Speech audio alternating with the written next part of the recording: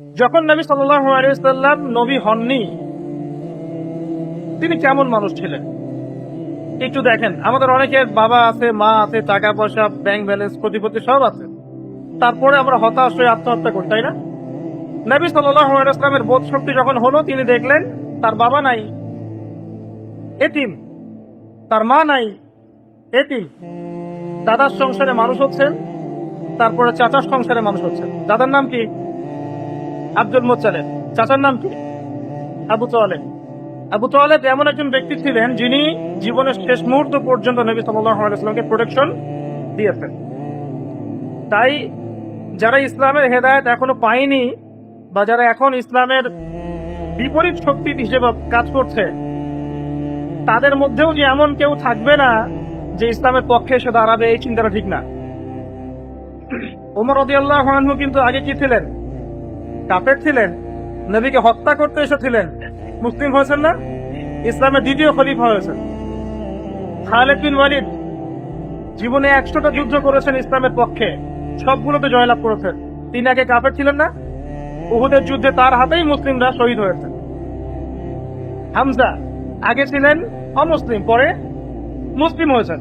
তো অমুসলিম কেউ হলেই যে তাকে নিন্দার চোখে দেখতে হবে, ঘৃণার চোখে দেখতে হবে, বিষয়টা এমন নয়। ওর ইসলাম এবং সাম্যের বাণী সবার কাছে পৌঁছাতে হবে। বলা যায় না এখন যত হিন্দু ভাই আছে বাংলাদেশে, এদের মধ্যে এমন মানুষ ইসলাম কবুল করতে পারে যারা হবে এই যুগের ওমর, এই যুগের হামজা হতে পারে। সম্ভাবনা আছে, আছে।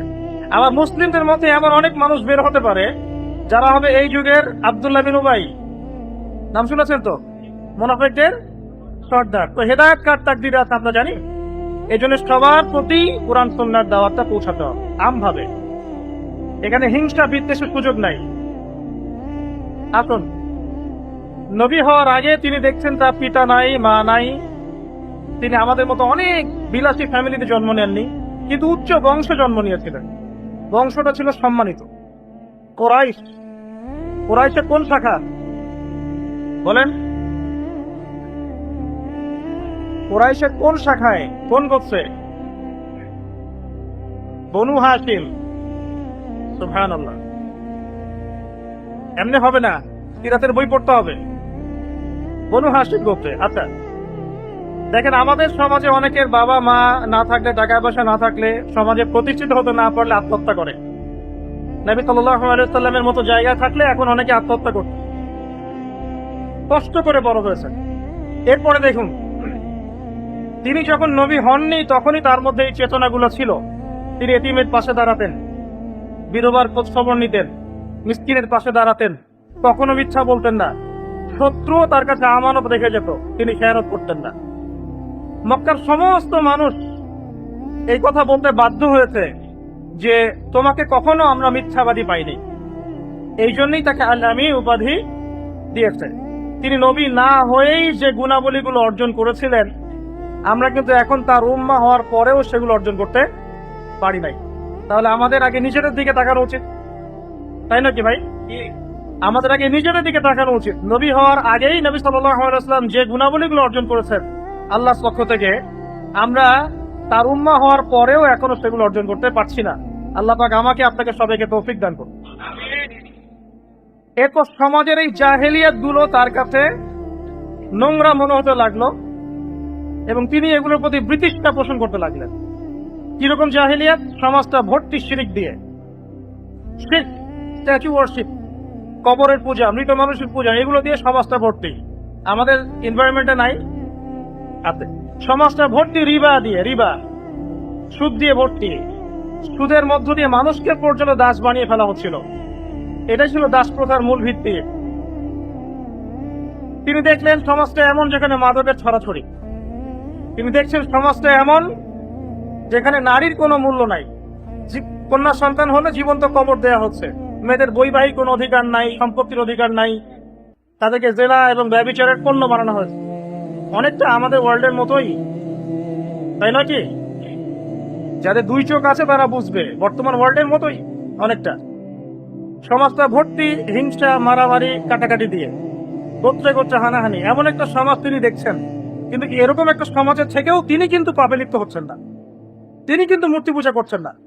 তিনি কিন্তু শিরিক করছেন না, তিনি কিন্তু সুদ খাচ্ছেন না, তিনি কিন্তু জিনা করছেন না, তিনি কিন্তু মাদকের ধার কাছেও নাই, তিনি কোনো নারীর অবমাননা করছেন না, বরং তিনি এতিমের পাশে দাঁড়াচ্ছেন, বিধবার পাশে দাঁড়াচ্ছেন, তিনি আপনার মিসকিনের পাশে দাঁড়াচ্ছেন, অভাবগ্রস্তের পাশে দাঁড়াচ্ছেন। তিনি তার মানবিক চরিত্রে বলিয়ান, মহিয়ান। একটা পর্যায়ে তার বয়স বাড়তে লাগলো, তখন তিনি হিলফুল হুজুর নামে একটা অ্যাসোসিয়েশন ফর্ম করলেন, চেষ্টা করলেন এর মধ্য দিয়ে সমাজের সমস্যাগুলো দূর করা। কিছু দূর হলো, কিছু দূর হলো না। কারণ একটা চিরায়ত সত্য কথা হচ্ছে, আপনি যত ফিলোসফারের কথাই বলেন, যত বিজ্ঞানীর কথাই বলেন, যত বড় বড় এই পৃথিবী পরিবর্তনকারী মানুষের কথাই বলেন না কেন, তারা তাদের মস্তিষ্ক প্রসূত জ্ঞান বুদ্ধি দিয়েই চেষ্টা করেছিলেন। এবং যখন মানুষ তার নিজস্ব মস্তিষ্ক প্রসূত জ্ঞান বুদ্ধি দিয়ে সমাজ সংস্কারের চেষ্টা করবে, সে পরিপূর্ণ সফলতা অর্জন করতে পারবে না, সমস্যা লেগেই থাকবে। কখন সমাধান পাবে? যখন মানুষের একমাত্র স্রষ্টা আল্লাহর নাজিলকৃত বিধান দিয়ে সমাজ সংস্কার করবে, তখন সমাজের আপনি প্রতিটা সমস্যা ইনশাআল্লাহ তাআলা সলভ করতে পারবেন, যেটা এখন নাই। কিন্তু ইনশাআল্লাহ তাআলা এক সময় ছিল, আবারও আসবে। এক সময় ছিল, আবার আসবে। এর মাঝখানে আপনাকে হয়তো সময় দেওয়া হচ্ছে 500 বছর, 1000 বছর ইত্যাদি, আল্লাহ ভালো জানেন, আল্লাহ ভালো জানেন। আবার মনে করবেন না 500 বছরই, আমি জাস্ট একটা এক্সাম্পল দিয়েছি। তো নবী সাল্লাল্লাহু আলাইহি ওয়াসাল্লাম এরপর যখন 40 এই বয়সে গেলেন, 40 বছরের না গেলে কিন্তু মানুষের পৌরত্ব আসে না। আমি যে কথা বলছি, আমার চেয়ে অনেক বিজ্ঞ মানুষ এখন সামনে বসে আছেন, এবং যারা অনলাইনে শুনবেন তারা আমার চেয়ে অনেক বিজ্ঞ আছে।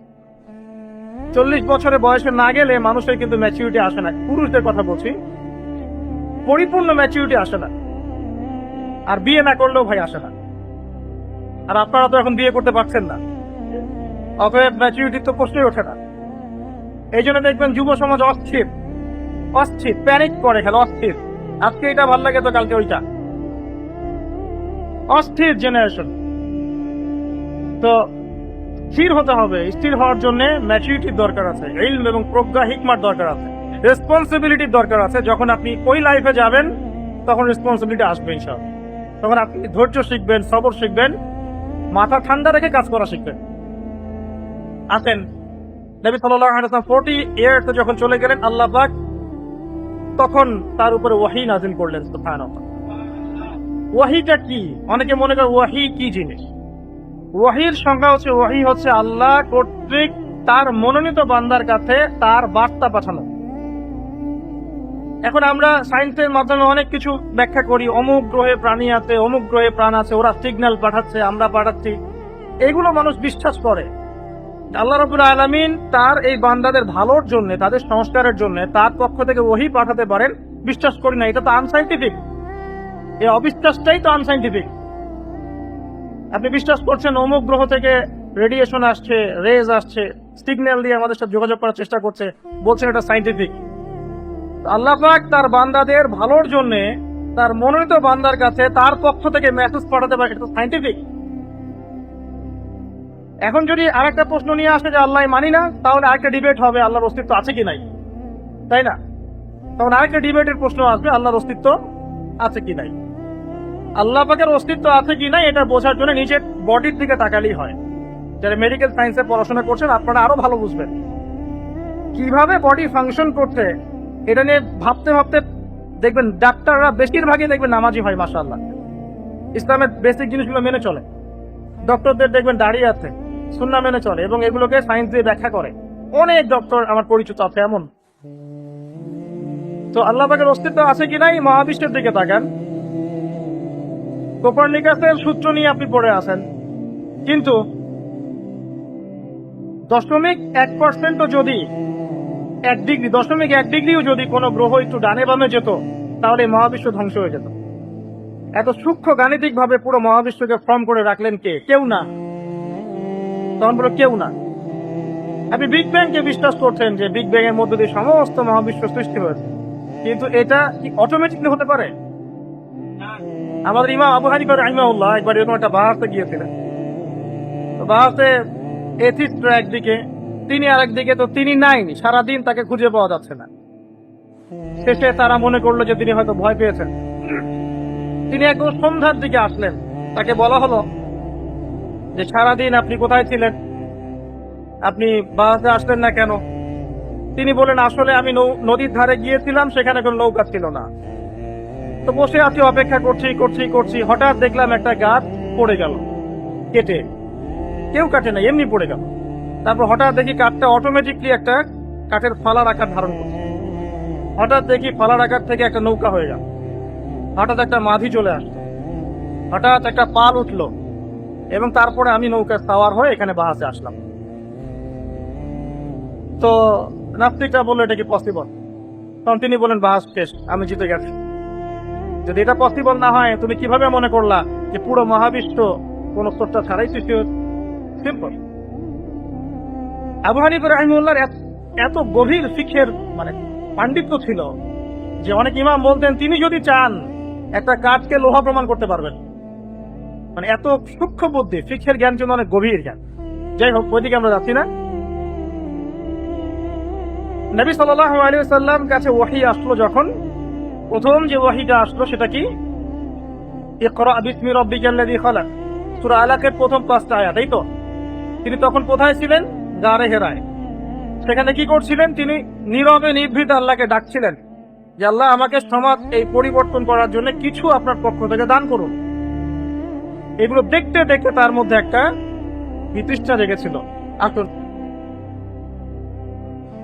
এই ওহীটা আল্লাহর পক্ষ থেকে এলো, এটা হচ্ছে সমাজ পরিবর্তনের একটা মূল হাতিয়ার, একটা অভ্রান্ত সত্যের উৎস। এখানে যাররা পরিমাণ ভুল নাই, যাররা পরিমাণ কোন রকমের ত্রুটি বিচ্যুতি নাই। ওহীর ডেফিনেশন কি শিখলেন? আল্লাহর পক্ষ থেকে আসা এমন একটা বিধান যেটা আল্লাহ পাক তার মনোনীত কোনো বান্দার উপর নাজিল করেন, যার মধ্যে কোনো ভুল থাকতে পারে না, যার মধ্যে কোনো ত্রুটি থাকবে না, যেটা মেনে নিলে মানুষ মুসলিম হয়, না মানলে মানুষ কাফের হয়, আর এর সাথে ইন্টারনালি গাদ্দারি করলে সে মুনাফিক হয়। সিম্পল। আর যদি এটা মেনে নিয়ে কেউ আমল করতে গিয়ে ভুল করে, তখন হয়তো জালেম হবে, ফাসিক হবে ইত্যাদি, কিন্তু তার তওবার দরজা খোলা থাকবে। নবী সাল্লাল্লাহু আলাইহি ওয়াসাল্লামের কাছে প্রথম যে আয়াত নাযিল হলো সেটা হচ্ছে পড়াশোনা সংক্রান্ত, ইকরা। তার মানে আপনাকে বুঝতে হবে, আমাকে বুঝতে হবে যে সর্বপ্রথম যে বিষয়টা দরকার আমাদের এই মুসলিম উম্মার, সর্বপ্রথম যে বিষয়টা দরকার সেটা হচ্ছে জ্ঞানের রেভলিউশন। সর্বপ্রথম আপনার আমার দরকার জ্ঞানের বিপ্লব। ইলম অর্জন করা ছাড়া আপনি আমি কিছুই করতে পারবো না, নিজেদের অজ্ঞতাও দূর করতে পারবো না, অন্যের সমস্যাও দূর করতে পারবো। সর্বপ্রথম দরকার জ্ঞান। শিক্ষার আলো ঘরে ঘরে জ্বালতে হবে। এই শিক্ষা আমরা কখনোই বলবো না যে শুধুমাত্র কোরআন এবং হাদিস নিয়েই আপনি পড়ে থাকবেন, আমি এটা বলছি না। বরং এই যুগকে ডিল করার জন্য যত সাবজেক্ট প্রয়োজন, সমস্ত সাবজেক্টগুলো একসাথে করে আপনাকে পড়াশোনা করতে হবে। তখন কি আপনি দেখবেন কোরআন সুন্নাহকে হাতে নিয়ে আপনি ওয়ার্ল্ডকে চ্যালেঞ্জ করতে পারছেন। আর যদি শুধুমাত্র এককেন্দ্রিক পড়াশোনা করেন, তাহলে যা হচ্ছে তাই হবে, তাই নয় কি? যা হচ্ছে তাই হবে। তো পড়াশোনাটা হবে এমন, আপনার সিলেবাসটা হবে কনস্ট্রাকটিভ। আপনি কোরআন পড়বেন, সুন্নাহ পড়বেন, অ্যারাবিক ল্যাঙ্গুয়েজ শিখবেন, এরপর আপনি যেখানে যেখানে পড়াশোনা করছেন, science, arts, commerce, medical science, engineering, আপনি পড়বেন। এইসব পড়া আবার ছেড়ে দিবেন না। অনেক যুবককে এখন দেখি সব পড়াশোনা ছেড়ে দিয়ে মাদ্রাসায় ভর্তি হতে যাচ্ছেন। পিতামাতার টেনশন, বাড়িতে খাওয়া দাওয়া করেন না, অস্থির অবস্থা। এই জায়গায় কেন গেলেন? এই পরামর্শ কে দিল আপনাকে? সবাই তো ফকিহ হবে না, সবাই কিন্তু ইমাম হবে না, সবাই কিন্তু আলেম হবে না, সবাই মুহাদ্দিস হবে না। কিন্তু আপনি যে সাবজেক্টে পড়াশোনা করছেন, ওই জ্ঞানটাকে আপনাকে ইসলামের কল্যাণে কাজে লাগাতে হবে। সবার জায়গা থেকে ইসলামের জন্য করার সুযোগ আছে। তো খুব বেশি কনজাস্টেড হবেন না। আপনি আপনার জায়গা থেকে পড়াশোনা করেন, তবে পড়াশোনার মধ্যে কোরআন সুন্নাহ এগুলো ঢোকান। তখন দেখবেন আপনি যেখানে আছেন সেখান থেকেই দ্বীনের খেদমত করতে পারবেন ইনশাআল্লাহ তাআলা। একজন ডক্টর কি দ্বীনের খেদমত করতে পারে না? একজন ইঞ্জিনিয়ার সে কি দ্বীনের খেদমত করতে পারে না? একজন অর্থনীতিবিদ সে ইসলামের খেদমত করতে পারবে না? একজন পলিটিশিয়ান যদি সে ভালোভাবে পলিটিক্যাল সায়েন্স পড়ে, সে কি পলিটিক্স দিয়ে ইসলামের খেদমত করতে পারবে না? সুযোগ কি নাই? আছে। তাহলে শুধুমাত্র আপনাকে ইমাম হতে হবে, মুফতি হতে হবে, ফকিহ হতে হবে, এই চিন্তাটা বাদ দিতে হবে। কারণ সবাই এটা হতে পারবে না, এটা নির্দিষ্ট কিছু মানুষ হবে, ঠিক আছে? আর বাকিরা তাদেরকে ফলো করবে। সিম্পল। নবী সাল্লাল্লাহু আলাইহি ওয়াসাল্লামের কাছে প্রথম যে ওহী, এর মধ্যে আমাদের মেসেজ আছে, সেটা হলো পড়াশোনা, ইলম অর্জন করতে হবে, এটা প্রথম কাজ। দ্বিতীয়ত, নবী সাল্লাল্লাহু আলাইহি ওয়াসাল্লাম এই ওহী পাওয়ার পরে একটু বিচলিত হয়ে গিয়েছিলেন। এটা হচ্ছে ওহীর একটা ভার, ওহীর একটা ওয়েট আছে। কাঁপছিলেন। খাদিজা রাদিয়াল্লাহু আনহাকে বলছেন যে আমাকে কম্বল দিয়ে আবৃত করো। সহিহ বুখারীর মধ্যে হাদিসটা আছে।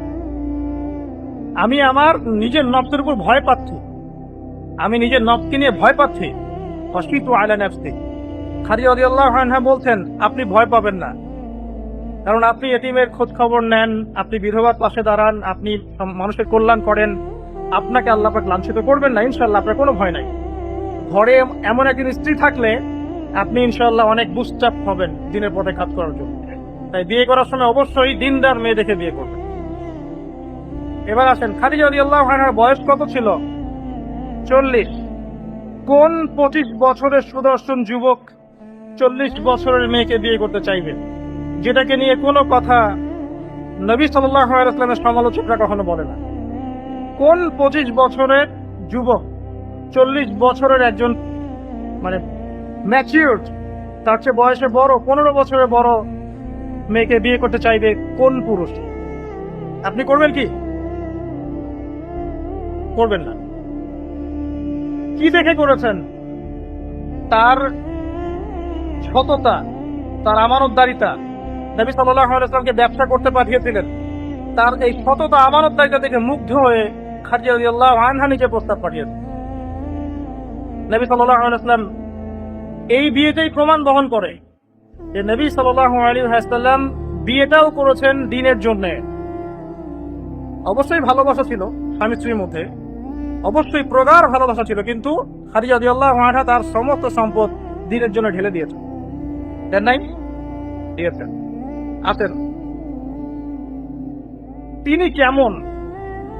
ওহী আসছে, তিনি বাসায় ফিরে যাচ্ছেন, তাকে বলা হচ্ছে আপনি ভয় পাবেন না। ওয়ারাকা ইবনে নাফেলের কাছে যাওয়া হচ্ছে। খাদিজা রাদিয়াল্লাহু আনহা তার কাছে যাচ্ছেন, গিয়ে বলছেন আপনার ভাতিজার সাথে কি হয়েছে শুনুন। সব ঘটনা শোনার পরে যখন তিনি শুনলেন যে একজন ফেরেশতা এসেছিল, এসে চেপে ধরেছে, আবার ছেড়ে দিয়েছে, আবার চেপে ধরেছে, আবার ছেড়ে দিয়েছে, 3 বার এই ঘটনা ঘটেছে, তারপর বলেছে পড়ো সূরা আলাকের প্রথম 5 আয়াত।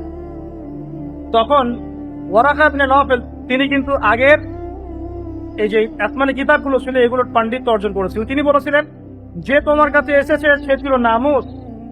নামুস মানে জিবরাইল আলাইহিস সালাম। তোমার কাছে জিবরাইল আলাইহিস সালাম এসেছিল, এবার তোমার কওম তোমাকে বের করে দিবে। তখন নবীজি বলছেন আবু মুখরিজিয়া, তারা কি আমাকে বের করে দিবে? কিন্তু তারা তো আমাকে আল আমিন বলে, আমাকে বিশ্বস্ত বলে, তারা আমাকে কেন বের করে দিবে? এই জায়গাটা ভালো করে শোনেন, তারা আমাকে কেন বের করে দিবে সমাজ থেকে? তারা তো আমাকে আল আমিন বলে। তখন ওয়ারাকা ইবনে নাফেল তিনি বলছিলেন এর পূর্বে যার কাছেই এই ফেরেশতা এসেছে ওহী নিয়ে, তাকেই তার কওম বের করে দিয়েছে। এটা কি বুঝলেন? এর পূর্বে যার কাছেই এই ফেরেশতা এসেছে ওহী নিয়ে, তাকেই তার কওম বের করে দিয়েছে। তার মানে এই যে ওহীর যে বিধানের কথা বলা হবে, এর আলোকে সমাজ সংস্কারের কথা বলা হবে, সবার এটা মনোভূত হবে না, কখনোই হবে না। এবং প্রত্যক্ষ পরোক্ষভাবে এর বিরোধিতাও মানুষ করবে। এমনও হতে পারে যে সমাজ থেকে তাদেরকে বহিষ্কার করা হতে পারে। এটা নবী সাল্লাল্লাহু আলাইহি ওয়াসাল্লাম অবাক হয়ে জিজ্ঞাসা করেছেন। এই হাদিসটা কোথায় আছে? সহিহ বুখারীর প্রথম দিকে আছে, ওহী অধ্যায় দেখবেন। সহিহ বুখারী একদম প্রথম দিকে ওহী অধ্যায় আছে। এবার তিনি যখন বিছানায়, আল্লাহ পাক দ্বিতীয় আয়াত নাযিল করছেন, দ্বিতীয় ওহী, ইয়া আইয়ুহাল মুদ্দাসসির কুম ফাআনজির, হে চাদর আবৃত রাসূল আপনি উঠুন এবং সতর্ক করুন। এই উঠুন মানে কি বিছানা থেকে ওঠা, নাকি ওহীর এই দাওয়াতটা নিয়ে মাঠে নামা? কোনটা? এটা বোঝার জন্য কি পিএইচডি করার দরকার আছে? নবী সাল্লাল্লাহু আলাইহি ওয়াসাল্লামকে আদেশ করা হচ্ছে আপনি রাসূল, নিশ্চিত হয়ে যান আপনি রাসূল, কোনো সন্দেহ করবেন না, আপনি সর্বশ্রেষ্ঠ রাসূল, আপনি আমার মনোনীত বান্দা, আপনার কাছে আমি ওহী করেছি, আপনি ওহীটা নিয়ে এখন মানুষকে দাওয়াত দেন। তাহলে দ্বিতীয় কাজ কি আপনার? জ্ঞান অর্জন করার পরে মানুষকে ইসলামে দাওয়াত দেয়া। সিম্পলি বোঝা যাচ্ছে কি আমার কথা? আচ্ছা, প্রথমে ওহী আসবে, সেই ওহীর চর্চা হবে, পড়াশোনা হবে, জ্ঞান অর্জন করবেন, আমল করবেন। এরপর কি? কুম ফাআনজির, উঠুন এবং সতর্ক করুন। এবার আপনাদের দায়িত্ব হচ্ছে উঠুন এবং মানুষকে সতর্ক করুন। কি থেকে সতর্ক করবেন? জাহিলিয়াত থেকে, আল্লাহ দ্রোহিতা থেকে, যত রকম সুদ ঘুষ দেনা ব্যভিচার বেশ্যাবৃত্তি আছে, যা আছে দুর্নীতি, সবার এগেনস্টে আপনি মানুষকে সতর্ক করবেন, সৎ কাজের আদেশ করবেন, অসৎ কাজের নিষেধ করবেন আপনার সামর্থ্য অনুযায়ী। আপনাকে বলা হয়নি যে কারো গর্দানে আঘাত করো, বলা হয়েছে এখানে? হয়নি। এবার দেখুন, যে মানুষটা ইয়েতিম থেকে এই অবস্থায় আসলেন নবুয়তে, এইটুকু সময়ের মধ্যে আমরা একটু তাকে চিনি, একটু চেনার চেষ্টা করি। তিনি কখনো মিথ্যা বলেন নাই, কাউকে ঠকাননি, প্রতারিত করেন নাই, কারো ইজ্জত হানি করেন না, কথা বললে সত্য কথা বলেন, আমানত দেওয়া হলে তিনি আমানত রক্ষা করেন, এতিমের পাশে দাঁড়ান, বিধবার পাশে দাঁড়ান, একদম যাবতীয় মানবিক গুণাবলীতে পূর্ণ। যখনই দাওয়াত দেওয়া শুরু করলেন, এবার সমাজের মানুষ তাকে বলা শুরু করলো কাযযাব, মিথ্যাবাদী, সাহের, জাদুকর, ফারিকুল জামাত বিভক্ত করছে। তারপরে আর কি আছে বলেন? মাজনুন, পাগল, অনেক কথা বলা শুরু করলো। কাকে বলা শুরু করলো? একটু আগে যাকে বলতে আল আমিন। তাহলে কারণটা কি? কারণ এই ওয়াহির দাওয়া। শুধু তাই না, তার যে চরিত্রে কোনো ত্রুটি ছিল না এটা তো ছিলই না, তার ফিজিক্যাল স্ট্রাকচারের কোনো ত্রুটি ছিল না। সুবহানাল্লাহ। চমৎকার কোকড়ানো চুল, খুব বেশি কোকড়ানো না, আবার খুব বেশি স্ট্রেটও না, মাঝামাঝি, ন্যাচারাল, কুচকুচে কালো, চোখগুলো বড় বড় ডাগর চোখ, চোখের মণিগুলো বড় কালো কুচকুচে, ব্রুগুলো একদম জোড়া করা, সুন্দর আর্ট করা, সুন্দর। তারপরে গাল মাংসল পরিপূর্ণ, দাড়ি কালো, দাড়ি লম্বা, এবং ইন্তেকালের সময় তার মাত্র 17 কি 18টা দাড়ি পেকেছিল, বাকি সব দাড়ি কাটা ছিল। কাঁধ চওড়া মানে বুক বড়, এখান থেকে ডোরা কাটা লোমের দাগ চলে গেছে নাভি পর্যন্ত। যখন চাঁদনি রাতে তিনি লাল জামা পরেছিলেন, তখন মানুষ বলতো যে চাঁদ বেশি সুন্দর না তিনি বেশি সুন্দর, এটা আমরা কম্পেয়ার করতে পারতাম না। হাতের তালুগুলো ছিল নরম তুলতুলে, মাংসল তুলতুলে নরম। ঘাম, এই যে ঘামটি, এই ঘাম দিয়ে সুগন্ধ বের হতো, মানুষ মনে করো আনসাইন্টিফিক মনে করো। শোনেন, আপনি পাপ করা ছেড়ে দেন, দেখবেন আপনার গা থেকেও কম দুর্গন্ধ বের হবে। জানেন, আমল সে হি জিন্দেগি বানতি হ্যায়, কথা আছে। পাপ করা ছেড়ে দেন, দেখবেন আপনার গা থেকে অনেক দুর্গন্ধ কম আসছে। এটা আমি বুঝাতে পারবো না, এটা মারেফতের কথা, এটা বোঝানো যাবে না। আপনি বুঝতে পারবেন কিছু বিষয় আছে যেগুলো আসলে বোঝানো যায় না, স্বপ্ন, রূপ, এগুলো আমরা বুঝাতে পারবো না, আত্মার ব্যাখ্যা বোঝাতে পারবেন না। যাই হোক, নবী সাল্লাল্লাহু আলাইহি ওয়াসাল্লামের ঘাম দিয়ে সুগন্ধ বের হতো, থুতু ফেলছেন, কেটে দিয়ে সুগন্ধ বের হতো। তারপরে বুক শক্ত, হাড় গুলো প্রচন্ড শক্ত, পা মাংসল, হাঁটতেন মনে হতো যে উপর থেকে একটু নিচে হাঁটছেন, ঝুঁকে হাঁটছেন, এমন মনে হতো। যখন কারো দিকে তাকাতেন পূর্ণ মনোযোগ দিয়ে তাকাতেন, যেখানে বসতেন আত্মবিশ্বাসের সাথে বসতেন।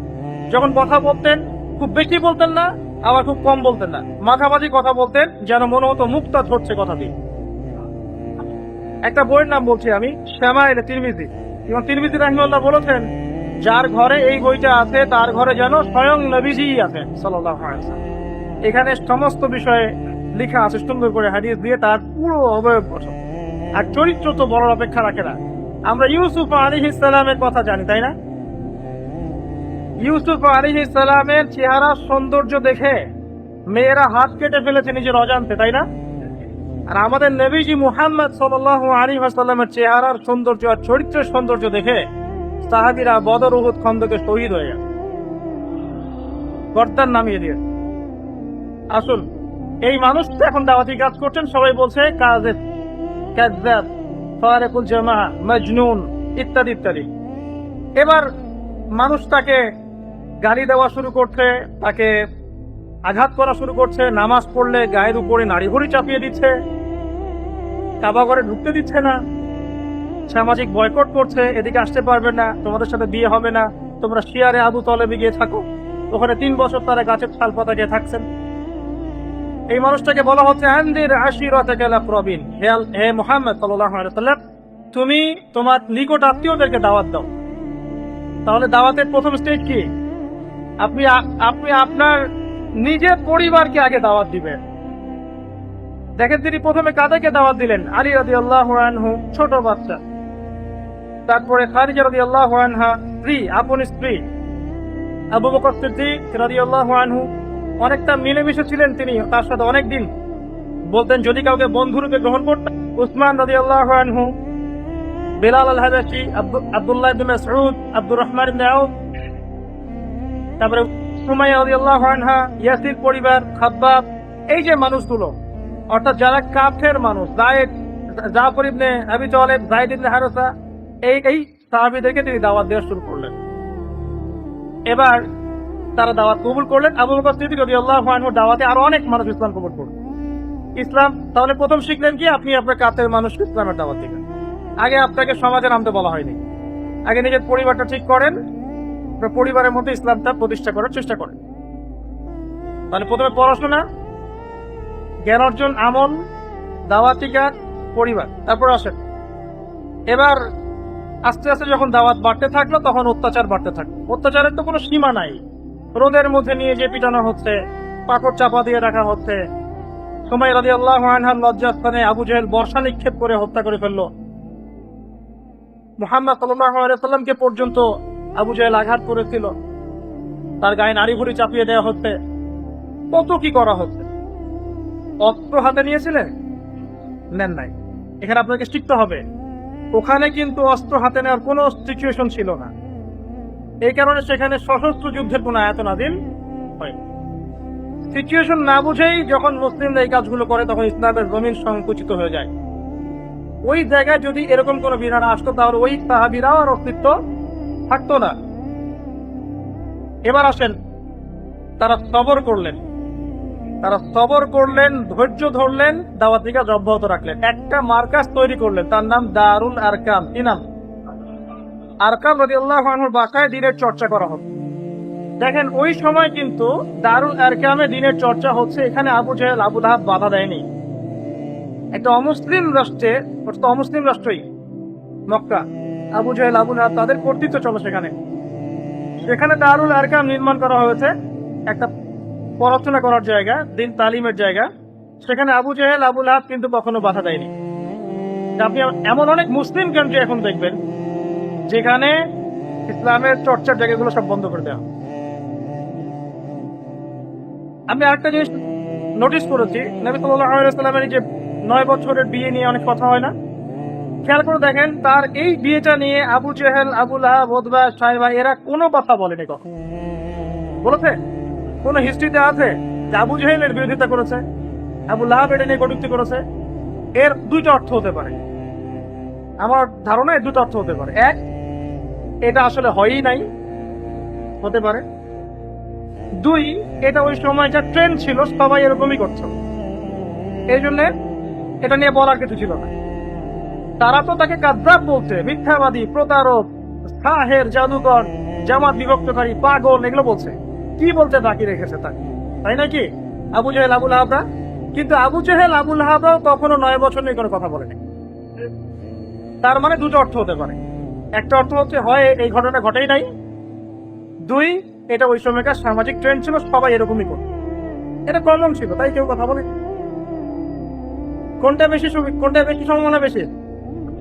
দ্বিতীয়টা। কারণ আমরাও দেখেছি আমাদের নানি, আমাদের তাদের দাদি ইত্যাদি, তাদের অনেক কম বয়সে বিয়ে হয়েছে। যাই হোক, ওইটা আমাদের টপিক না।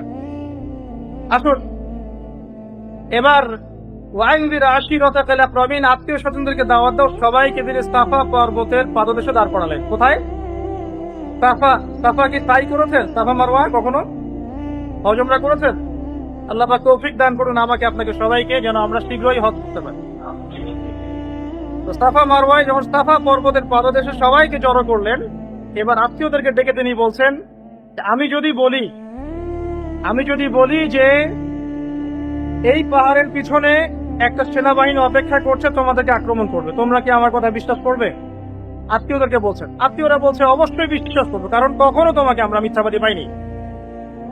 এবার তিনি বলছেন তাহলে আমার কথা শুনুন, আল্লাহ ছাড়া কোনো ইলাহ নাই, আপনারা সবাই বলুন লা ইলাহা ইল্লাল্লাহ তুফলিহুন, শুধু বলেন যে লা ইলাহা ইল্লাল্লাহ, আপনারা সফল হয়ে যাবেন। তখন সবাই সমস্তরে বলে উঠলো যে এই কথা বলার জন্য আমাদেরকে জমা করেছো। তখন আবু লাহাব ঢিল নিক্ষেপ করেছিল, তখন সূরা নাজিল হয়েছে তাব্বাত ইয়াদা আবি লাহাবি ওয়া তাব। তাহলে আত্মীয় স্বজনরাও ইসলাম কবুল নাও করতে পারে আপনার দাওয়াতে। তাই যখন আপনি এই ওহীর দাওয়াত দিয়ে মাঠে নামবেন, তখন কাছের মানুষরা আপনার সাথে না থাকতে পারে, কিন্তু আপনাকে আপনার কাজ করতে হবে। সিম্পল। এটা এখন হচ্ছে না? অনেক কাছের মানুষ দিন পালন করার কারণে আপনার থেকে দূরে সরে যাচ্ছে না? এটা চিরায়ত সুন্নাহ। দাঁড়িয়ে রাখছেন, কটূক্তি করছে আপনাকে, আপনি হতাশ হচ্ছেন, ফ্যামিলি সাপোর্ট করছে না, কেউ ইসলামিক বই পড়তে দিচ্ছে না, একের উপর কাপড় পরলে সবাই বাঁকা চোখে দেখছে, সুবহানাল্লাহ। এটা কিন্তু চিরায়ত একটা ট্রেন্ড। এতে হতাশ হবেন না, কারণ আপনি করছেন আল্লাহর জন্য, আল্লাহ আপনাকে জাযা দিবেন ইনশাআল্লাহ। এবার দুজন ব্যক্তি ইসলাম কবুল করলেন, যাদের ইসলাম কবুলের মধ্য দিয়ে ইসলামটা শক্তিশালী হলো। তাদের দুজনের নাম কি? ওমর ইবনুল খাত্তাব, হামজা রাদিয়াল্লাহু আনহু। আমি একটু শর্ট করে নিয়ে আসছি, একটু ধৈর্য দিয়ে বসেন, কথাবার্তা বলেন না। দুজন ব্যক্তি, ওমর ইবনুল খাত্তাব, হামজা ইবনে আব্দুল মুত্তালিব, তারা ইসলাম কবুল করলেন। ইসলাম কবুলের ঘটনা আমি আগের অনেক লেকচারে বলেছি, আজকে রিপিট করছি না। তারা ইসলাম কবুল করার পর ইসলাম শক্তিশালী হলো এবং প্রকাশ্যে ওমর রাদিয়াল্লাহু আনহু বলছেন যে ইয়া রাসূলুল্লাহ আলাসনা আলাল হক, আমরা কি হকের উপর নাই? আলাইসুল মুশরিকিন, তারা কি মুশরিক নয়? তাহলে কেন আমরা দারুল আরকামেই চর্চা করব, আমরা প্রকাশ্যে কাবা ঘরে নামাজ আদায় করব। তখন প্রকাশ্যে কাবা ঘরে নামাজ আদায় শুরু হলো। হামজা রাদিয়াল্লাহু আনহু যখন আসলেন, এসে বললেন ইয়া ইবনা আখি, হে আমার ভাইয়ের ছেলে, কুনতু আনসুরুকা লিল হামিয়া, আমি তোমাকে এর আগে রক্তের সম্পর্কের কারণে সাহায্য করতাম। আলান আনসুরুকা লিল ইসলাম, আজকে থেকে আমি ইসলামের জন্য তোমাকে সাহায্য করব। তারা ইসলাম কবুল করলেন, ইসলাম শক্তিশালী হলো এবং প্রকাশ্যে দাওয়া। তাহলে এখানে কি শিখলেন? দাওয়াত দিতে দিতে দিতে এমন কিছু মানুষের মধ্যে ইসলাম পৌঁছে যাবে ইনশাআল্লাহ, যারা অনেক শক্তিশালী, যাদের কথা মানুষ শুনবে। এই জন্য দাওয়াত সবাইকে দিতে হবে। তাদের মধ্যে দেখবেন ওমর, হামজা, খালিদ বের হয়ে আসবে, এবং তারা যখন ইসলাম কবুল করে ইসলামের প্রচার করবে, তখন দেখবেন ইসলাম শক্তিশালী হবে। আমরা দোয়া করি আল্লাহ পাক যাদেরকে ক্ষমতা দিয়েছেন, আল্লাহ পাক যেন ওদেরকে ঈমানও দান করে। দোয়া করবেন যে আল্লাহ যাদেরকে ক্ষমতা দিয়েছেন, আল্লাহ পাক যেন তাদের সবাইকে ঈমানও দান করেন, যাতে আল্লাহর দেয়া ক্ষমতা তারা আল্লাহর দ্বীনের স্বার্থে ব্যয় করতে পারে। আল্লাহ পাক তাদেরকে কবুল করুন, আমরা দোয়া করি। এরপর আর অত্যাচার বাড়লো, এবার জুলুম হচ্ছে দুর্বলদের উপরে। তখন নবীজি বললেন তাহলে এখন তোমরা মক্কায় থেকো না, চলে যাও হাবাসায়। হাবাসা মানে আবিসিনিয়া। আবিসিনিয়া একটা বাদশা ছিলেন, তার নাম বাদশাহ নাজাশী, যিনি একজন খ্রিস্টান ছিলেন, তারপরে একজন সৎ খ্রিস্টান ছিলেন। আমাদের এখনকার পশ্চিমাদের মতো নয়, কথা বুঝতে পারছেন? পশ্চিমাদের মতো ছেলে ছেলে বিয়ে করা খ্রিস্টান না, তিনি একজন সৎ খ্রিস্টান ছিলেন। তার সামনে মুসলিমরা যখন এসেছে, তিনি বলেছেন তোমাদের কাছে কি নাজিল হয়েছে? জাফর রাদিয়াল্লাহু আনহু বলছেন আল কোরআন। তিনি বলছেন কোরআন কি শোনাতে পারো? তখন তিনি সূরা মারিয়াম তেলাওয়াত করে শোনালেন। তেলাওয়াত শুনে তার চোখ দিয়ে দরদর করে পানি পড়তে লাগলো, দাড়ি পর্যন্ত ভিজে গেল।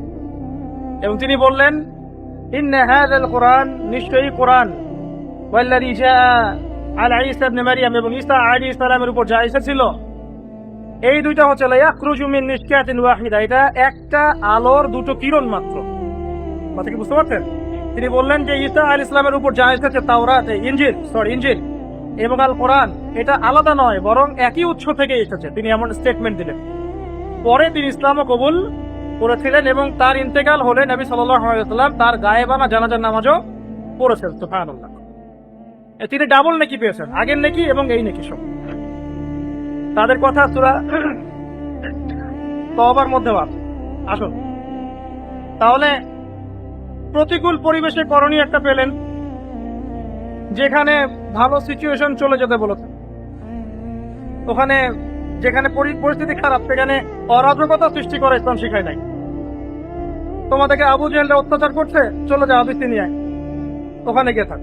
বাকি সাহাবী যারা শক্তিশালী তারা মক্কায় ছিলেন।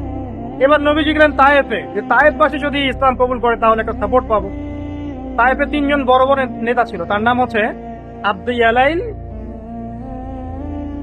আব্দে মাসউদ, আরেকজন হচ্ছেন হাবিব বিন আমর। এই 3 জন, আব্দে ইয়ালাইল, আব্দে মাসউদ, হাবিব বিন আমর, 3 জন তায়েফের বড় বড় নেতা। তায়েফবাসী ইসলাম তো কবুল করলোই না। আপনারা জানেন কি করেছে, বরং ছোট ছোট বাচ্চাদেরকে লেলিয়ে দিল। তারা পাথর নিক্ষেপ করে নবী সাল্লাল্লাহু আলাইহি ওয়াসাল্লামকে কি করলেন, রক্তাক্ত করলেন। তিনি ওই আঙ্গুর বাগানে বসে ওই মাজলুমের দোয়া করলেন, আল্লাহ হয়তো আমি অক্ষম, আমার অক্ষমতার কারণেই হয়তো ফলাফল পাই নাই, আল্লাহ আমাকে শক্তিশালী করো। ওই সময় জিবরাইল আলাইহিস সালাম এসেছিলেন, সাথে আরেকজন ফেরেশতাকে নিয়ে এসেছেন যার নাম মালাকুল জিবাল। মালাকুল জিবাল মানে কি, পাহাড় পর্বত নিয়ন্ত্রণকারী ফেরেশতা। এবং বলেছেন আপনি যদি চান এই 2 পাহাড়ের মাঝখানে ফেলে এই তায়েফবাসীকে আমরা পিষে দেব। তারা আপনার সাথে যা করেছেন আল্লাহ পাক দেখেছেন। তো আমরা হলে অবশ্যই বলতাম তাড়াতাড়ি করেন, এক্ষুনি কর, তাই নয় কি? তো নবী সাল্লাল্লাহু আলাইহি ওয়াসাল্লাম বললেন, বাল আরজু, বরং আমি এটা আশা করি, আইয়ুখরিজাল্লাহু মিন আফলামিহিম কওমুন ইয়াবুদুনাল্লাহ লা ইউশরিকুনা বিহি শাইআ। বরং আমি এমন আশা করি যে আল্লাহ পাক এই তায়েফবাসীর ঔরস থেকে, পরবর্তী জেনারেশন থেকে এমন একটা প্রজন্ম তৈরি করুক যারা আল্লাহর ইবাদত করবে, তার সাথে কাউকে শরীক করবে।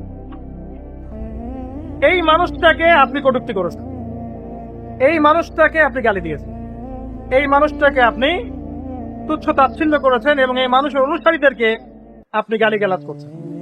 এই মানুষটাকে যে বলছে আল্লাহ আমি বরং আশা করি যে এদেরকে তুমি মাফ করে দাও, এদেরকে মাফ করে দাও, বরং ওদের সন্তানদের থেকে এমন জেনারেশন নিয়ে আসো যারা আল্লাহর ইবাদত করবে, তার সাথে কাউকে শরীক করবে। আল্লাহ অথরিটি দিয়েছেন, বলেন খালি 2 পাহাড়ের মাঝখানে ফেলে পিষে দিব, আল্লাহ পারেন না? উহুদের পাঠেও ঠিক সেম ঘটনা, তাকে রক্তাক্ত করা, রক্ত মুছছেন আর বলছেন আল্লাহুম্মা ইন্না কওমি লা ইয়ালামুন, আল্লাহ আমার কওম জানে না, ওদেরকে মাফ করে দাও। আল্লাহুম্মা ইগফির কওমি ইন্নাহুম লা ইয়ালামুন, তারা জানে না, ওদেরকে মাফ করে দাও। এই মানুষটাকে আমরা আন্ডারস্টিমেট করি এবং এই মানুষের সুন্নাহ আমরা ফলো করতে চাই না। আমি জানি না আসলে এর চেয়ে কিভাবে আমি বুঝাতে পারবো, আসলে আমার কাছেও এর চেয়ে সাবলীল কোনো ভাষা নাই, কারণ আমরা খুবই পাপী মানুষ, এই কারণে আমাদের মুখ থেকে খুব বেশি কথা বের হয় না। যদি পূর্ণর উপর থাকতে পারতাম 24 ঘন্টা, তাহলে হয়তো আরো নূর বের হতো, আরো হতো হিকমা বাসিরা বের হতো। আল্লাহ আমাদেরকে সবাইকে তার পক্ষ থেকে নূর এবং বাসিরা দান করুন, আমিন। এবার দেখেন তায়েফবাসীর কাছ থেকে তিনি ব্যর্থ হয়ে ফিরে আসছেন। ওই সেন্সে ব্যর্থতা বললাম, মানে ওখানে গিয়ে তার ইসলাম কবুল করলো না। এবার মক্কায় ঢোকার পরে অবস্থা আরো সংকীর্ণ। এই জায়গাতে আরো 2টা ঘটনা ঘটে গেল। যে 2 জন শেল্টার ছিল, মানে সর্বশেষ আশ্রয়, আবু তালেব খারিজা রাদিয়াল্লাহু আনহু, 2 জন ব্যাক টু ব্যাক ইন্তেকাল করলেন। জীবনের এই জায়গায় আপনি কি করতেন, আমি কি করতাম?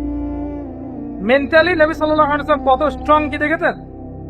এত ঘটনা ঘটছে, তারপরে তার স্ত্রী ইন্তেকাল করলেন, চাচাও ইন্তেকাল করলেন। চাচা ইন্তেকাল করা মানে শেষ শেল্টার মক্কায় শেষ। তখন আল্লাহ পাক একটা বিস্ময়কর ঘটনা ঘটালেন, একটা না 2টা, আর একটা হচ্ছে মেরাজ। কি একটা? মন খারাপ, বিষণ্ণ, আল্লাহ পাক একদম দুনিয়া থেকে তুলে নিলেন আকাশ, একদম মহাবিশ্বের 7 মহাবিশ্ব পার করে আরশে আজিমের কাছে। আল্লাহ পাক সমস্ত তাকে সৃষ্টি দেখালেন, সমস্ত জান্নাত জাহান্নামের যে নিদর্শন দেখালেন, কার কি আযাব হচ্ছে সব দেখালেন, ভবিষ্যতে কি হবে সব দেখালেন। আল্লাহ পাক হিস্ট্রি তাকে জানিয়ে দিলেন, নবী তুমি হতাশ হচ্ছে কেন? তোমাকে বলছে তোমার পুত্র সন্তান নাই, ইন্না শানিয়াকা হুয়াল আবতার, তোমার শত্রুরাই নির্বংশ হয়ে যাবে। তো মেরাজের ঘটনার পরে তিনি ফিরে আসার পর আরেকটা আল্লাহ পাকের নিয়ামত, সেটা হলো মক্কার দূরে 300 কিলোমিটার দূরে একটা স্বতন্ত্র রাষ্ট্র, ওটাকে স্বতন্ত্র রাষ্ট্রই বলা যায়, কারণ ওটা তখন ওইভাবেই ফাংশন করতো। তার নাম কি? ইয়াসরিব। ইয়াসরিব মানে মদিনা, ইয়াসরিব মানে কি?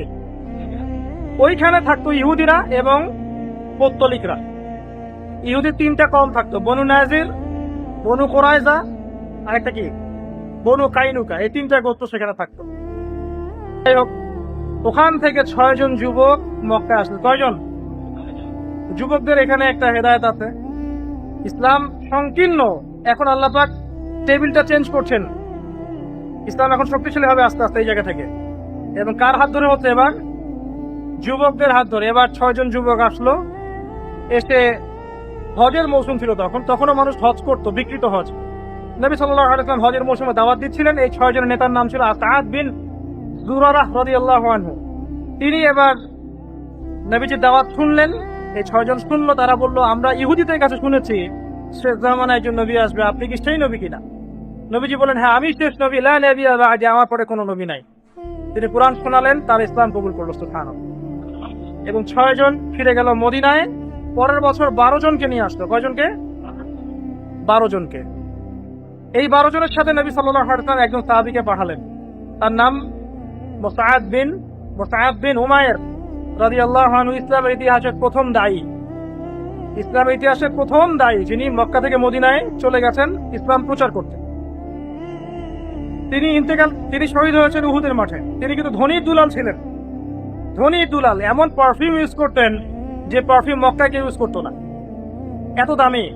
ইসলামের জন্য সব ছেড়ে দিয়েছেন। যখন তাকে দাফন করা হয়েছে তখন তার গায়ে কাফনের কাপড়ও জোটে নাই, তার গায়ে ঘাস দিয়ে তাকে দাফন করা হয়েছে। ইখদিন নামক ঘাস দিয়ে তাকে দাফন করা হয়েছে। যাই হোক, তিনি চলে গেলেন মদিনায় এই 12 জনের সাথে। সেখানে গিয়ে দাওয়াতি কাজ করতে থাকলেন। আওস এবং খাজরাজ নামে 2টা গোত্র ছিল মদিনায়। তাদের মাঝে দাওয়াতি কাজ করতে করতে আস্তে আস্তে 75টা ফ্যামিলি ইসলাম কবুল করল 1 বছরের ব্যবধানে। এবং তখন কিন্তু 75টা ফ্যামিলি অনেক বড় সংখ্যা, এখন নয়, জনসংখ্যা অনেক বেশি। এই 75 জন পরের বছর যখন মক্কা এলো, এসে নবী সাল্লাল্লাহু আলাইহি ওয়াসাল্লামের কাছে বায়াত করে ইসলাম কবুল করল। তাদের মধ্যে এক নেতা ছিলেন সাদ বিন মুআয রাদিয়াল্লাহু আনহু, যার ইন্তেকালে আল্লাহর আরশ কেঁপে উঠেছিল এবং যার জানাজার নামাজে 70,000 ফেরেশতা জানাজার নামাজে উপস্থিত ছিল, যিনি খন্দকের যুদ্ধে শহীদ হয়েছিলেন। তো এই কথাগুলো এই জন্য আপনাদেরকে বলি, বিকজ এই জেনারেশন এখন শাহরুখ খান, আমির খান, সালমান খানকে চিনে, বাট সাদ বিন মুআযকে, খুবাইবকে, মুসআব বিন উমাইরকে এগুলো জানে না। মেসি, রোনাল্ডো এদেরকে চিনে, কিন্তু এদেরকে চিনে না। তো আমি আপনাদেরকে এতটুকু নক করতে চাই আপনাদের বিবেকে, যে এগুলো পড়েন। আপনি আপনার শেকড় চেনেন, নিজের শেকড় চিনেন। কথা কি বুঝতে পারছেন? নিজের শেকড়টাকে চেনেন, যে আমরা কার বংশধর, কোথা থেকে এসেছি এবং আমরা কাদের কওম। আমাদের সাথে ওদের কোনো সম্পর্ক নাই, কিন্তু যাদেরকে আপনি ফ্যান ফলোয়ার্স হয়ে বসে আছেন। এবার তিনি যখন মদিনায় গেলেন, সেখানে গিয়ে তিনি ইসলামের দাওয়াত দিলেন।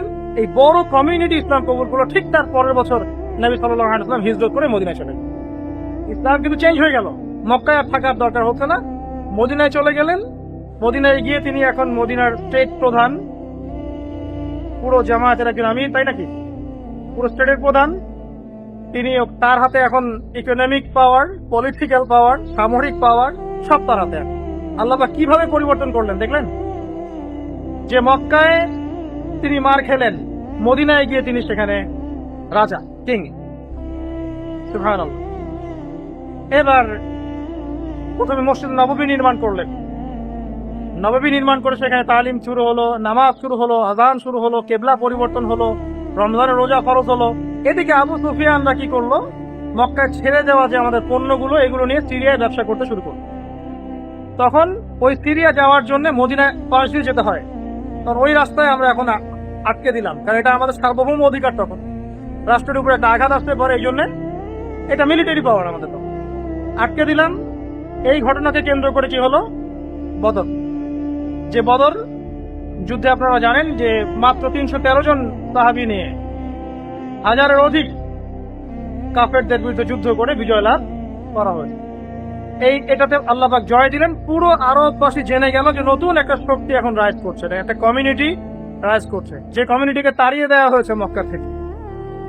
তারপরে তারা প্রতিশোধ নিতে আসলো পরের বছর উহুদ। এটাতে প্রায় জিতে যাচ্ছিলাম, কিন্তু শেষমেশ একটা ভুল। ওই তীরন্দাজ 50 জন নামবে না, তারা নেমেছিল।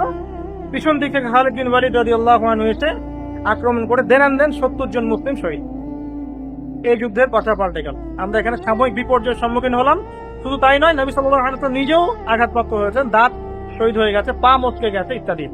এখানে মাথা কড়া ঢুকে গেছে লোহার। তারপরের বছর আবার তারা পুরো শক্তি নিয়ে আক্রমণ করতে চাইলো। মুশরিকরা, জিউসরা, বনু কুরাইজা, পাশে বনু গাতাফান, 10,000 সেনাবাহিনী। এবার তারা আক্রমণ করছে মদিনা। একজন সাহাবী তিনি পরামর্শ দিলেন, ইয়া রাসূলুল্লাহ, যখন আমরা পারস্যে ছিলাম তখন আমরা খন্দক খুঁড়ে ফেলতাম, তারা আমাদের কাছে আসতে পারতো না, আমরাও তাদের কাছে যেতে পারতাম। নবী সাল্লাল্লাহু আলাইহি ওয়াসাল্লাম বলেন, তাই করা হোক। এবার সবাই নবী নিজে লুঙ্গি পরে পেটে 2টা পাথর বেঁধে নিজেও খন্দক খুঁড়েছেন। আপনি এমন কোন নেতা পাবেন?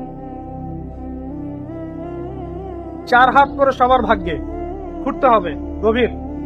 সবাই খুঁড়লেন। এবার এই ট্যাকটিকটা আরবে নতুন ছিল। তারা বিশাল ফোর্স নিয়ে আক্রমণ করলো, কিন্তু দেখলো যে আর সামনে যেতে পারছে না, খন্দক খাল যেতে পারছে না। ওখান থেকে ডিফেন্ড করা শুরু হলো। এটা যারা মিলিটারি সায়েন্স বোঝেন তারা ভালো বুঝলেন যে এই ট্যাকটিকটা নতুন ছিল। তো এই যুদ্ধে তারা আমাদেরকে পরাজিত করতে পারলো না। তারা ওখানে অবস্থান করলো 2-2.5 মাস। আল্লাহ পাক ওখানে ঝড় পাঠালেন, ফেরেশতা পাঠালেন, প্রবল ঠান্ডা পাঠালেন, তারা চলে যেতে পারতো। নবীজি এবার বললেন, এরপর থেকে তারা আমাদেরকে আর আক্রমণ করতে পারবে না। এরপর থেকে ইসলাম আক্রমণ। তারপর থেকে দেখলাম যে নবী সাল্লাল্লাহু আলাইহি ওয়াসাল্লাম সারিয়া অভিযান বাড়ালেন, সামরিক অভিযান বাড়ালেন। আস্তে আস্তে আস্তে আস্তে ইসলাম সম্প্রসারিত হতে থাকলো। এবং একবার নবীজি স্বপ্ন দেখলেন তিনি উমরা করছেন। সাহাবীরা বুঝে ফেললেন যে আমরা উমরা করতে যাব। সবাই মিলে নিরস্ত্রভাবে উমরা করতে গেলেন, 1400 সাহাবী।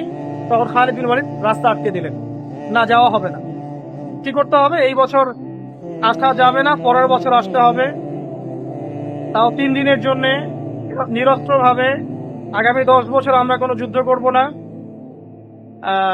তোমাদেরকেও আমাদের দলে আসলে ফিরাই দিব না, আমাদেরকেও তোমাদের দলে গেলে ফিরাই দেওয়া লাগবে। এরকম চুক্তি দিল। নবীজি সবগুলোতে ডিল করলেন, ওকে ডান। এটার নাম হুদায়বিয়ার সন্ধি। আগামী 10 বছর মুসলিমরা কেউ কারোর সাথে লড়বে না। তার মানে 10 বছর আমরা সবচেয়ে বড় এনিমির হাত চেপে ধরেছি। এখন ছোট ছোটদেরকে সাহায্য করার সময় চলে এসেছে। নবীজি ঠিক এটাই করলেন। তার পরের বছর তিনি খায়বার আক্রমণ করলেন, বিজয় লাভ করলেন। বনু নাজিরকে আগেই বের করে দিয়েছিলেন।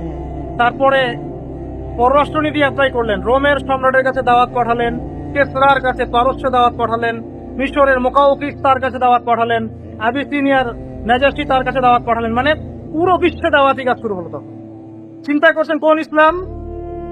ওই যে মক্কার ইসলাম, তাকে গালিগালাজ করা হচ্ছে, বয়কট করা হচ্ছে, গাছে ছালপাতা খেয়েছিল, ওই ইসলাম এখানে কোথায়? এইখানে। এখন পররাষ্ট্রনীতিতে দিন দিন ইসলাম মুসলিমদের সংখ্যা বাড়তে লাগলো। এরপর মাত্র 3 বছরের ব্যবধানে, 3 কি 2 বছরের ব্যবধানে, 10 বছর যাওয়াই লাগে নাই, এই কাফেররা চুক্তি ভঙ্গ করলো, মুশরিকরা। এই ভঙ্গ করার কারণে নবী সাল্লাল্লাহু আলাইহি ওয়াসাল্লাম বিশাল ফোর্স নিয়ে, কাউকে না জানিয়ে মক্কা অ্যাটাক করলেন। আস্তে আস্তে মক্কা বিজয় হয়ে গেল, সমস্ত মূর্তি ভেঙে ফেলা হলো। ওয়াকুল জাআল হক ওয়া যাকাল বাতিল ইন্নাল বাতিলা কানা যাউকা। সবাইকে মাফ করে দেয়া হলো।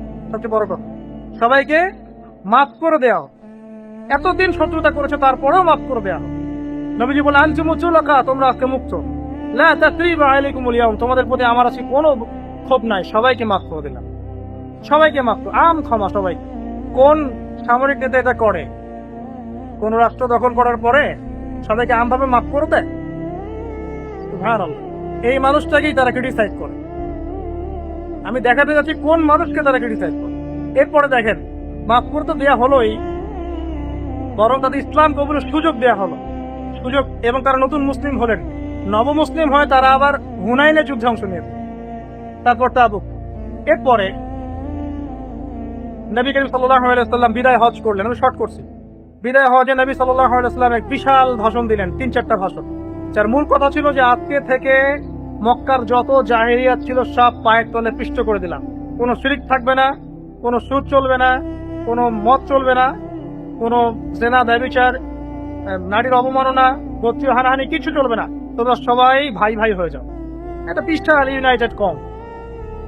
শুধু তাই না, তোমরা সবাই আদম সন্তান। আজকে থেকে আরবের উপর অনারবের কোনো ভেদাভেদ নাই, সাদা কালোর কোনো ভেদাভেদ নাই, ধনী গরিবের কোনো ভেদাভেদ নাই। সবাই এক আল্লাহর বান্দা। শুধু যার তাকওয়া বেশি সে আল্লাহর কাছে মর্যাদাশীল বেশি। এরপরে নবী সাল্লাল্লাহু আলাইহি ওয়াসাল্লাম মাত্র 83 কি 85 দিন বেঁচে ছিলেন। মৃত্যুর আগে আগে তিনি বললেন, আমার কবরকে এই উপাসনার জায়গা বানাবে না, সেজদার জায়গা বানাবে না। পররাষ্ট্র অন্য রাষ্ট্র থেকে কেউ আসলে ওদেরকে সম্মান করবে। তোমরা যত উঁচু কবর আছে এগুলোকে ভেঙে দিবে। সালাত ছাড়বে না, 5 ওয়াক্ত সালাত ঠিকমতো আদায় করবে, তোমাদের স্ত্রী এবং দাস দাসীদের ব্যাপারে সতর্ক থাকবে, এরকম কিছু নসিহত করে তিনি বিদায় নিলেন। তার ইন্তেকাল মেনে নিতে পারছে না সাহাবীরা, তাই না? ওমর রাদিয়াল্লাহু আনহু বলেন, কেউ যদি বলে মুহাম্মদ সাল্লাল্লাহু আলাইহি ওয়াসাল্লাম ইন্তেকাল করছে, আমি তাকে হত্যা করব। আবু বকর সিদ্দিক নরম মানুষ, তিনি ভাষণ দিলেন যে মুহাম্মদ সাল্লাল্লাহু আলাইহি ওয়াসাল্লাম রাসূল বই কিছু নন, কদ খালাত মিন ক্বাবলিহি রুসুল, এর আগে অনেক রাসূল ইন্তেকাল করেছেন। আপনারা ইম্মাতা ওয়া কুতিলান খালাতুম আলা আখিরাই, তিনি যদি মারা যান বা নিহত হন, তোমরা কি আবার আগের জায়গায় ফিরে যাবে? ইন্নাল্লাহা হাইয়ুন লা ইয়ামুত, মুহাম্মদ সাল্লাল্লাহু আলাইহি ওয়াসাল্লাম ইন্তেকাল করেছেন তো কি হয়েছে, আল্লাহ পাক চিরঞ্জীব, তিনি কখনো মরবেন না। এই ভাষণ দিলেন, তারপর সাহাবীরা ঠান্ডা হলেন। এরপরে এই দায়িত্ব নিলেন এই আবু বকর সিদ্দিক রাদিয়াল্লাহু আনহু, তিনি হলেন খলিফা, একই স্টাইলে তিনি রাষ্ট্র চালালেন। তারপর ওমর ইবনে খাত্তাব একই স্টাইলে আরো 12 বছর 10 বছর, তারপরে উসমান রাদিয়াল্লাহু আনহু একই স্টাইলে আরো 12 বছর, আস্তে আস্তে আলী রাদিয়াল্লাহু আনহু, এরপর ইমাম হাসান কিছুদিন, তারপর উমাইয়ারা প্রায় 132 বছর, তারপর আব্বাসীয়রা প্রায় 550 বছর, তারপরে ফাতেমিরা ওইদিকে কর্ডোভায়, ইসলামী খেলাফা আন্দালুসিয়ায়, উসমানীয় খেলাফত, মোগলদের, তুর্কিদের, সবার এই স্টাইলটা ধরে দেখেছিল সবাই। শেষ হয়ে গেছে 1921, এই 1900 সালের দিকে।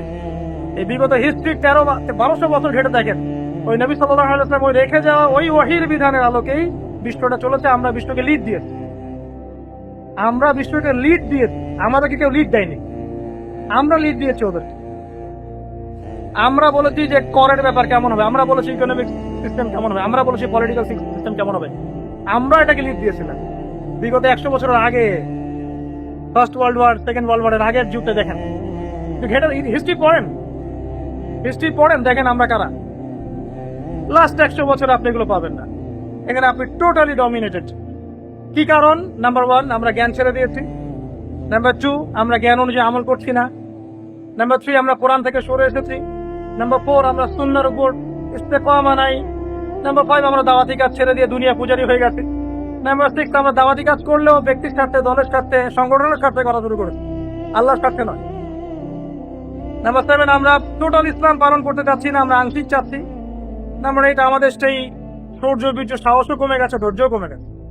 নাম্বার 9, আমরা কিছু ইসলামের নামে কিছু সন্ত্রাসী কর্মকাণ্ডে জড়িয়ে গেছি, যার ফলে ইসলাম সংকুচিত হয়ে গেছে। নাম্বার 10, আমরা দোয়া করাও ছেড়ে দিয়েছি, ইউনিটির কথা বলাও ছেড়ে দিয়েছি।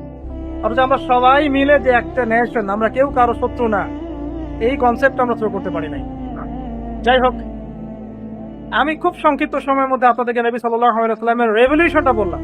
পৃথিবীতে অনেক মানুষ রেভলিউশন নিয়ে কাজ করছে, অনেক ফিলোসফার, অনেক দার্শনিক, অনেক ইকোনমিক সিস্টেমের মানুষ, অনেক পলিটিক্যাল সায়েন্সের মানুষ, অনেক সোশিওলজির মানুষ, অনেক বিজ্ঞানী, অনেক সায়েন্টিস্ট, কিন্তু টোটালিটি ছিল না। এই রেভলিউশনগুলো একটা কেন্দ্রিক ছিল, হয় কিছু আবিষ্কার, কিছু ভোগ আপনাকে দেওয়া, কিছু সুযোগ সুবিধা, কিছু তত্ত্ব, কিছু তন্ত্র ইত্যাদি। নবী মুহাম্মদ সাল্লাল্লাহু আলাইহি ওয়াসাল্লাম মাত্র 23 বছরে যে রেভলিউশনটা দিয়ে গেছেন, এটা ছিল চিরায়ত, এখানে সবকিছুর সমাধান ছিল। তিনি এমন একটা সিস্টেম দিয়ে গেছেন যেখানে আপনার ব্যক্তি থেকে শুরু করে আপনার ইবাদত, আপনার মুআমালাত, মুসাবাহাত, আপনার লেনদেন, আপনার পরিবার, আপনার সমাজ, আপনার রাষ্ট্র, আপনার বিশ্ব, পলিটিক্যাল সায়েন্স, সব কিছুই আছে। কতটুকু মানতে পারবো জানি না, তবে আকীদা বিশ্বাস রাখা উচিত যে সব আছে।